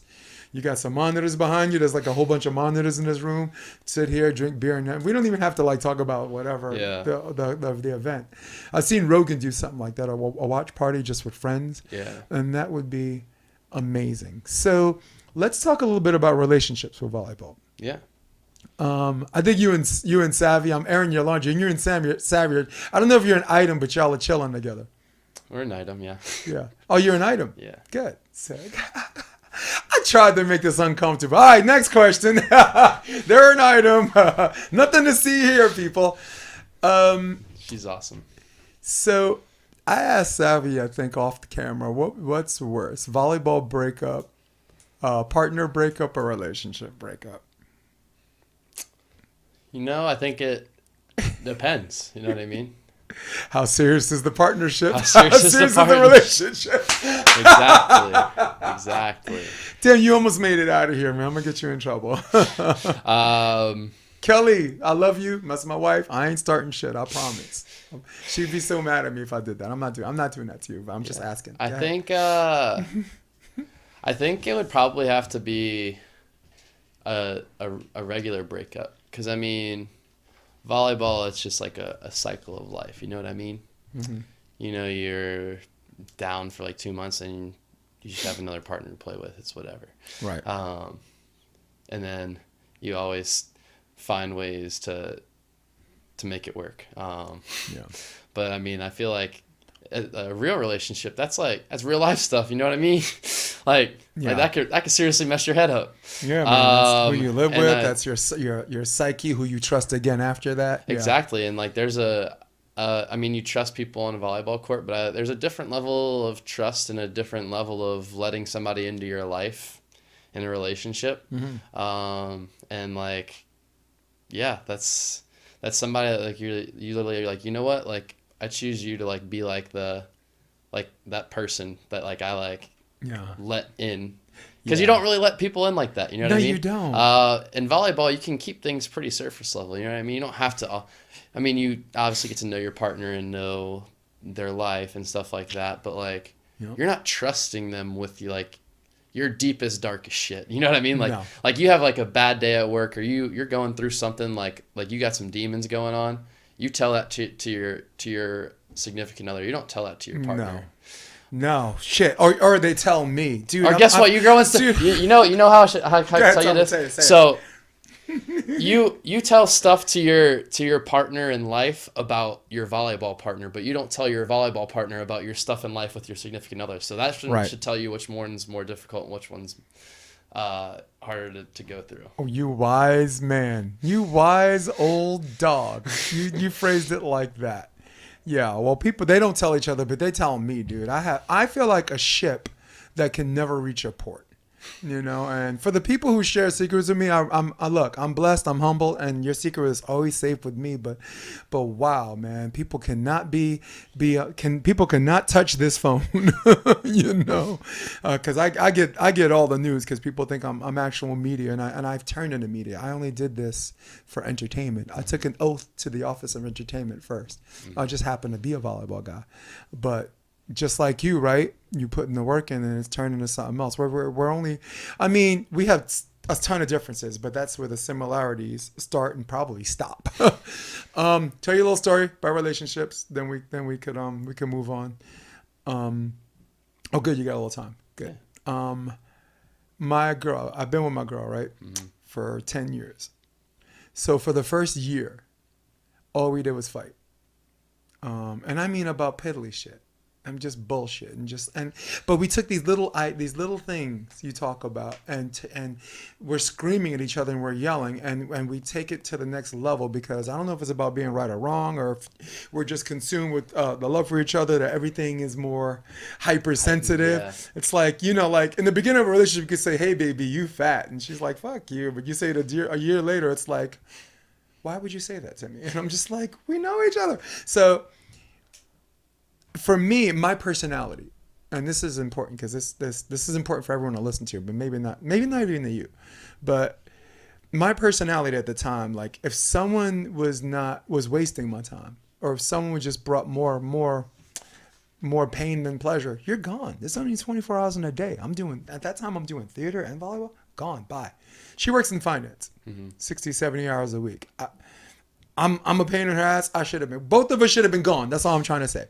So get into the good part. We take a trip to California. We come to Hermosa Beach. We stayed at the beach house. All right. So now it's all starting to sound familiar to everybody, right? And she asked the question that changed our relationship forever. We get into the hotel and she says, do you want the top drawer or bottom drawer? And I go,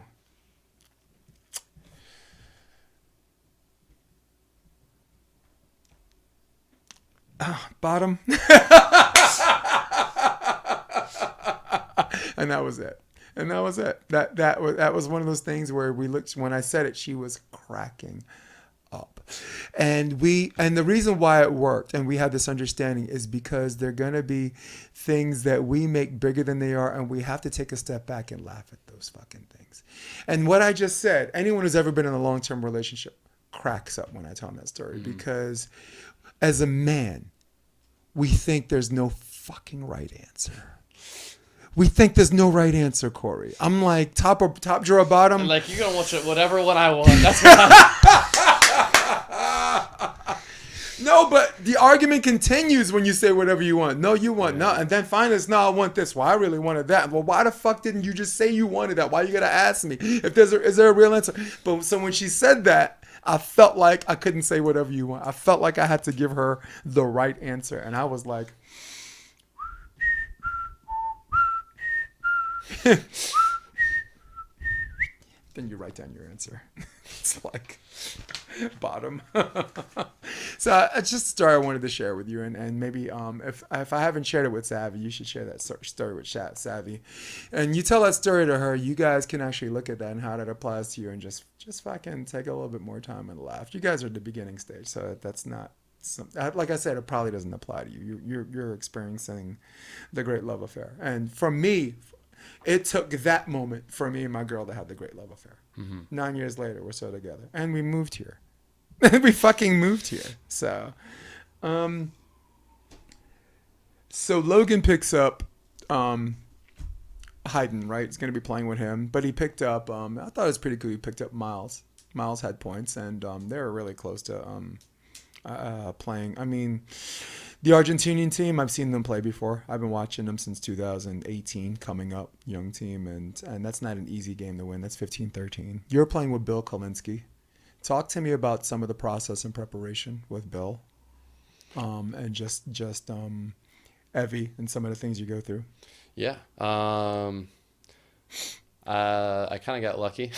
I'll first say picking up Bill. Yeah, both upgrades, dude. At that point, I didn't really know where to go, because I talked to Logan at the end of the season. He's like, yeah, we're still playing together, blah blah blah, and then like bomb gets dropped that we're not, and I'm like, oh shit, I need to figure something out. Shit. So yeah. I come out here for 3 weeks, just texting people like, hey, let's practice together, maybe talk about season. And my second practice happens to be with Bill. And we practiced once, and he calls me up. He's like, hey, let's play together this year. I was like, well, that was a lot easier than I thought it was going to be. I'm glad. Look, Woo.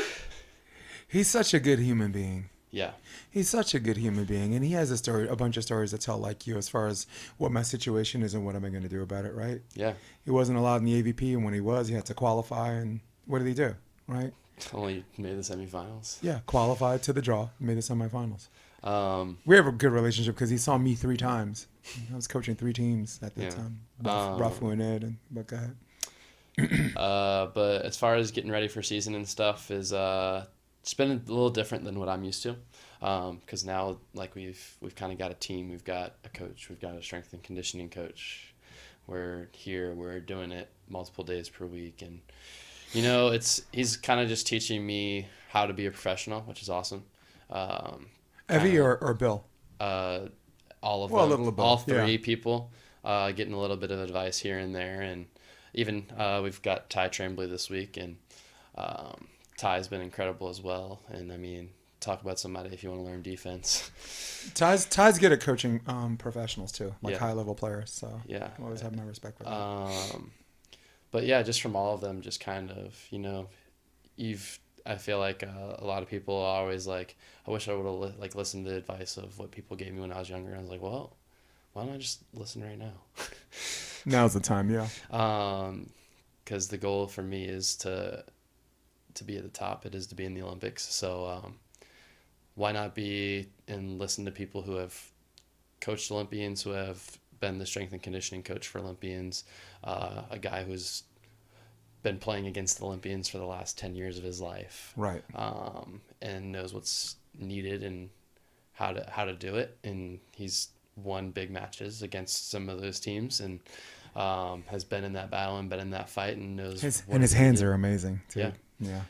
So it's just learning from them. You know what I mean? Just constantly just processing what they're doing and trying to catch up, you know what I mean? Because as of right now, I'm not where they're at as far as like the process of everything, but I feel like I'm gaining ground quickly. And just requires some patience, doesn't it? It does. But I think at that point it's just just listening in this moment, just really absorbing information the best that I can, and when season comes around, we're going to be ready. I pretty much think you will, and I think because you realize your process, and some of them have been fast growth spurts, and some of them have been inconvenient and grinding and slow and right, and we got to exist through those too. I like Ty as a choice. I think Ty has a unique coaching style where I think he's probably better at coaching pros than he is at teaching people how to play, right? Like, there are some players that are older, right? And Ty tries to break down a technique and reteach them techniques. And some players, you have to make a decision not to, right? For example, if you're a midline pass coach, and if someone's not a midline passer, don't leave them the fuck alone. Karch had to learn that, right? Karch is not a midline guy, but coached an Olympian team full of midliners, right? So it's one of those things where if there's something that's just grotesquely wrong or conspicuously wrong, you're like, dude, that has to be fixed. Are you gonna get hurt? Yeah. That's different. You know, like I had a practice with Rob McLean, and Rob was and Oz Borges. Oz Borges is one of the best coaches on the West Coast, Cuban guy no one talks about. Everyone talks about, Miles Evans or Fenoma Wana this or Dane that, and I'm like, I can't believe that this man's in the same circle and no one talks about him. But he was teaching like a knee down thing and then platform or whatever. I jumped in on some of those things just so I can understand it and teach my kids, and they are just getting into me where I had to just tell everybody calm down. I'm like, guys, I'm actually coaching this thing. I'm just jumping in, relax. You know, I said, second, that's not what I was taught. Indoor, I never used my knees. I came in, and if I had to go forward, I had to go forward. And they're like, but it's more grinding on your legs. I said, no, it's more grinding on your legs because that's not how you practiced it. So for someone who's practiced this a certain other way, that's not inconvenient. That's not wrong. That's not going to tax him at the end of the tournament because his legs are already trained that way. So that was information I had to give to them. Because like you said, you can learn the game and you can teach what you learn, and they'll be great players if your communication skills are good. But you have to size up the person and say, hey, that works for them. Leave that shit alone, right? Is anyone is any new coach for Phil going to tell Phil to change his steps? Yeah. No. Hey, Phil, you're goofy footed. Yes, you're goofy foot. For educating the people at home, goofy foot. Our volleyball people, obvious, but I don't know. We attract more than just players now. So goofy foot is someone that has basically has a left-handed approach and hits with their right. You know, and I guess the reverse for righties, right, or whatever. Tino Gradino, goofy foot, right? Lion King, Andrei Samoilovs, good goofy foot, with left-handed approach, hits with his right. So, and those are things where you're like, I'm not gonna tell this guy take 6 months and do your steps all over again. Yeah. No, so that's the challenge that I think Ty faces sometimes as a coach. You can't tear down and build up everybody one way. It's just because that way works for you, you know. Hey, he won Chicago, right? Had to beat John Mayer, and I think it was Mayer and Brad Keenan and that was a big win. I think you were getting it in at that time, so I'm sure you remember that. Yeah. You know, he's SOB too. Mm-hmm. I was just with him last week. You were at SOB? Oh, he was at SOB with you. Yeah. And so I got to practice with him some there and get some training sessions in, so that was awesome. It sounds like I was critical of him, but so now I have to repair that, because if you've ever met Ty, all he wants to do is give you a fucking hug. He's awesome. Is he not awesome? He's an incredible human being. Isn't he? And he rolls in the sand just to get dirty. You ever see that pregame thing? He rolls in the sand where he's completely covered in sand, and then he gets up and then he plays. And I met him at SOB. Mm-hmm. I met him and John at SOB. So that's the correlation. That's the relationship. I met Kevin McCulloch, Ali's husband, at SOB. Well, both of them. So I was plugging Rafu. I'm talking about that before. Rafu, giving you a shout out. Ralph was one of the guys that listed me as his coach because we were working together. I was helping him prepare for Manhattan Beach 2016. Which I played in, by the way. Got my ass whooped, but whatever. But it was one of those things where we just shared ideas, and he listed me as a coach and put me on the map because him and Kevin made the draw. And then after losing the first round, they won 5 straight contenders. And they were also a 16 seed that year that beat the 1 in Seattle. So people forget they played Gibb and Patterson. Yeah, and 16 beat. How many times did that happen? Well, that was Austin, right? I think twice now, yeah, with Austin. Yeah, well, twice for the men. Yeah. For the women, it's happened before. Betsy and Emily Day in Austin, that same tournament. The 1 beat the 16. So, interesting, huh? Yeah. Shit. Conditions in Wapaka, we don't need to talk about. That was like playing in a goddamn quicksand. Parking lot. Yes. Because it was weird, right? It was muddy, but it was also hard, right? It's super hard. Yeah. It was, my body did not like me after that weekend. Your body was like, all right, I'm doing this now, but this is bullshit. Yeah. So what do you miss about indoor? I think for me, as far as indoor goes, it'd probably be like the team aspect. My team was super close. I feel like most people feel that probably whenever they were on that. But, I mean, it's just a little different now as far as beach goes. You don't have that full team atmosphere. And I miss play running. I miss running plays. I mean, I finished my last well, not my last, but I finished my whole career as a setter. I started as an outside. You were an oppo, right? Mm-hmm. I love play running. I love just finding ways to disrupt defenses. I like shutting down rock star outside hitters with my long arms and my short height. I missed. And like you said, there is a brotherhood, and I think women would probably appreciate this more than men because I think women gear their success around that level of togetherness, where men it's more about leadership and you're a fucking leader. Let's follow him on to battle. So that's where that and I always say this with my men's team, and I'll finish by saying this, but I want to give you the last word. I say, we few, we happy few, we bands of brothers. For he today that sheds his blood for me shall be my brother. Evan Cory, is there any plug, Instagram handle, anything you want to? And people want to know more about Cory. I want to be down. I want to know more about Louisiana volleyball. Who's this Joey dude? What's his Insta handle? What's his shoe size?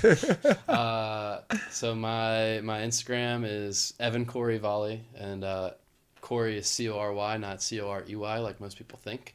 So Evan Cory Volley is my Instagram, and then if you want to really follow, and you've been following me for a while a little already, I have I don't know what people know, it's called a Patreon page. Basically on there, I write blog posts every week about what I'm doing. You get my full calendar on there. Nice. You get workouts that I'm doing. You get practice stuff that I'm doing. So a lot of good content on there. It's you can start. It also helps support me to be able to continue to do this without having to work another job. So it's it starts at $10 a month, and it goes up to $50 a month. And if you want to do the $50 a month thing, you get all kinds of cool crap. And you're good at marketing that, dude. The Blue Nose Athletics. Yeah. I got a hat for my kid. Mm-hmm. Did I show you the picture? Yeah, you sent me a picture. She looked cute as hell in that damn thing. and I collect hats. I wear this for the podcast, but I'll show you later, man. I have a closet full of, and I might just put it on my back wall. I got a closet full of hats. So Blue Nose Athletics was such a genius idea, dude. Yeah. Thank you. So fucking genius, dude. I bought 2 hats. I was gonna buy a t-shirt. Do you have tank tops? Did you have hoodies? I got all that, yeah. Where do I shop for that? BlueNoseBeach.com. See, I'm asking all the right questions at the end. Hold on, let's go. So Lexi said, "Have you seen Robbie Page out there?" And I haven't seen. I did. I haven't personally seen him, but I know he's out and he's starting to try and practice again. I don't know who he's going to play with or anything like that. And when is San Antonio? San Antonio is at AVP next, and I don't know if I'll be there or not. Right. But I will be in Austin. And is the qualifier for Austin and Panama City, Florida? Yeah. I think that's such a good idea. Yeah, and so like I think a lot of people are complaining about that they have to travel twice, but if you think about it, Are they professionals or not? if you think about it, like now, the AVP was expecting you to travel, without the promise of money to go and play one match. Mm-hmm. Now you're at least guaranteed 2 matches in a qualifier, most of And money to show. Yeah, and most qualifiers are going to be double elimination. Yeah. This first one in Panama City is not going to be. It's going to be a modified pool play with single elim. But I love double elimination yeah. qualifiers. Atlantic City was the ultimate experiment. Man, yeah. But if you go actually really look into it, it's like, okay, now you're getting paid to try and qualify, even if you don't qualify. Because the first 4 teams out of the qualifier, like the qualification, you're still getting paid. And then on top of that, you're getting paid to qualify. And then the AVP is giving you $300 of a travel stipend to go and play in the next event with a hotel. And you're making more money there.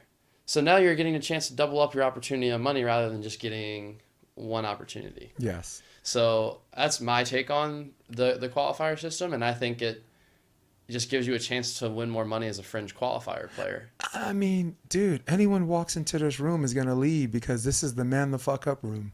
Right now, the people in this room right now, we're the man the fuck up room. Don't be complaining about traveling twice. It requires traveling. And if you really... Don't make me give people the Dana White speech. Do you want to be a fucking fighter? I remember he said that because the Ultimate Fighter, it looked like no one in that house wanted to fight. But do you want to be a fucking volleyball player? You know that you have to do these things. Yeah. You know it's an investment and there's a return on investment based on how you fucking play. And the 2-day qualifier is genius. I was in Atlantic City and they did not the 2-day. Was it a 2-day qualifier? It was. Or were you talking about double elimination qualifier? Double elim, yeah. Double elim, they finished in 1 day. Yeah. In a city that did not have night lights. Atlantic City finished double elimination in 1 day. And Chris Frazier was happy as fuck. Him and Cam Beans, you know what I'm saying? They had a hiccup in the top part and they came in through the back end. Yeah. And man, that's a team you wanted to see the second day. Yeah. Don't you like that? Don't because look, wouldn't you have liked the second chance after losing to fucking Jake and whatever when you had good momentum? Guys, a double elimination qualifier is a second chance to get in through the back end. And it's like the AVP is not going to give you a fucking lap dance too, man. You got one must participate and one's own salvation. Yeah, and then if you like want to even go into it more, it's like I feel like a lot of people play with a little different mentality when it's a single elimination. You know what I mean? It's like, oh shit, this is it. Like, we can't fuck up.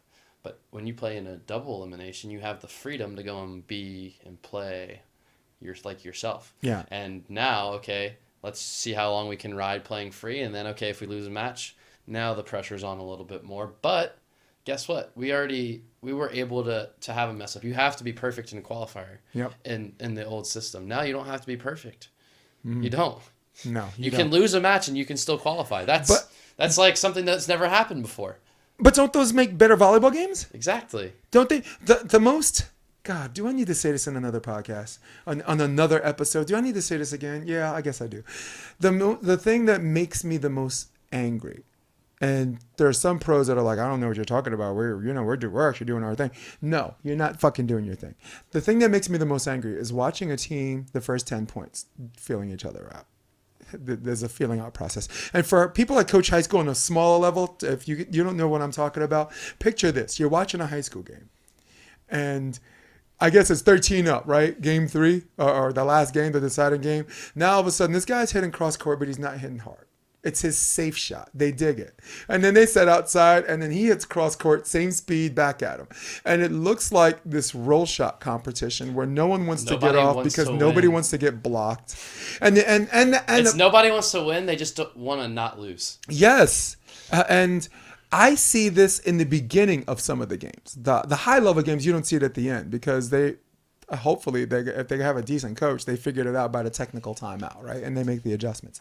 But I think if you want to attract more fans that are walking by they're interested but want to see more, how about let's see some people get the fuck after it. Get after it, boy. Sorry, I'm cursing. I know you're a strong, upstanding Christian man here, but get after it, dude. Because there are people that play and know the game that don't want to see that. Yeah. And if there are people that know and play the game that don't want to see that, how the hell are you going to attract people that don't know the sport and want to and maybe want to invest their time and maybe even say, hey, I know a guy.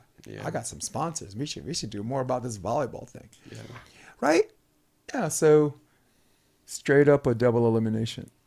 It'll be like so from what I've understood, they take the top 4 teams out of the tournament. Okay. So on the double elim, it's just going to be if you make the semifinals, you qualified. Right. But you don't have to win the tournament. Just make the semifinals. That's it. Dude, and I mean that's the best of the qualifier anyway. Right? Yeah.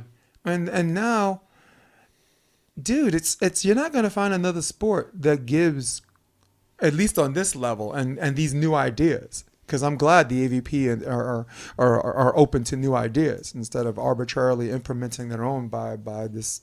I'm not trying to insult Donald's son or whatever, but I really hated that let serve thing or whatever and this and that, and I fell in love at the end, and I'm just like, all right, I respect the guy. He's trying something new.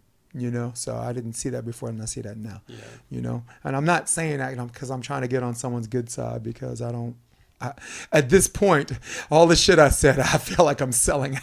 If I did all that just to sell out now, nah. So it comes from the heart, comes from a real place. This also comes from the heart. I like you, I respect you. I'm really, really glad you reached out to me before to podcast. This is a couple of years ago, and me and you. Man, we smashed it on viewership. It was like 30 or 31,000 views. It was great. It was 1,000 better than Savvy. I know, because I was looking at the numbers. I was looking at the numbers between you and Savvy, and I want to show you something because they shut me down. They disabled my handle. So when deleting that, we were doing a live stream for anyone watching. So I was just trying to show everybody what's up. So that's NY Varsity Sports, right?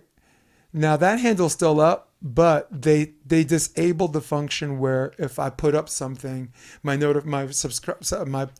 people who follow don't know. Yeah. So if you saw the Qatar against the USA, did you see that match I put up? That was pure shares. That was you guys just coming through for me, which I'm like fucking humbled and crying. Okay. Yeah.